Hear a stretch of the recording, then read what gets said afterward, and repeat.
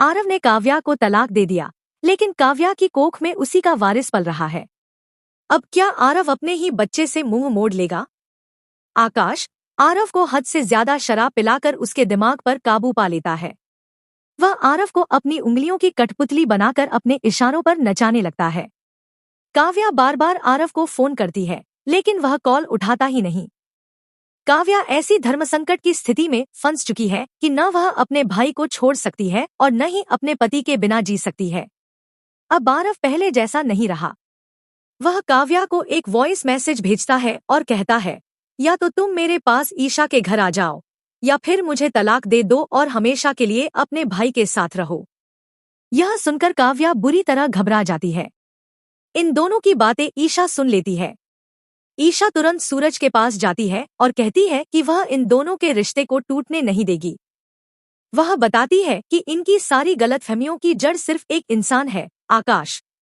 आकाश ने आरव को अपने जाल में फंसा लिया है और उसका मकसद सिर्फ इतना है कि सूरज के परिवार को तोड़कर उसे अकेला कर दे।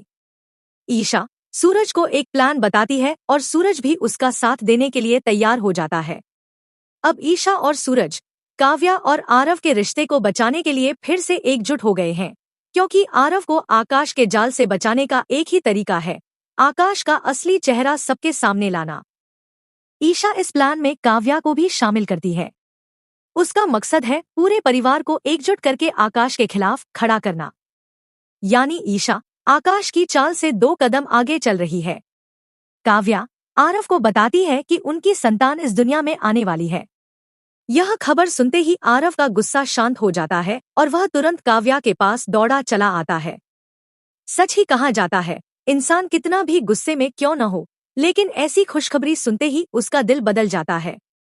ईशा के कहने पर काव्या आरव के साथ घर आती है। जैसे ही दोनों घर में दाखिल होते हैं, वे देखते हैं कि आकाश ईशा को बालों से पकड़कर खड़ा है और अपनी असलियत उगल रहा है।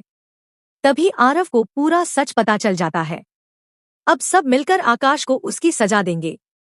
अगर आप चाहते हैं कि सच हमेशा जीतता रहे और ऐसी ही दिलचस्प कहानियां आप तक पहुंचती रहें, तो अभी वीडियो को लाइक करें, चैनल को सब्सक्राइब करें और कमेंट में जरूर बताएं, क्या आरव ने सही किया या गलत? आपका एक कमेंट अगली कहानी तय कर सकता है।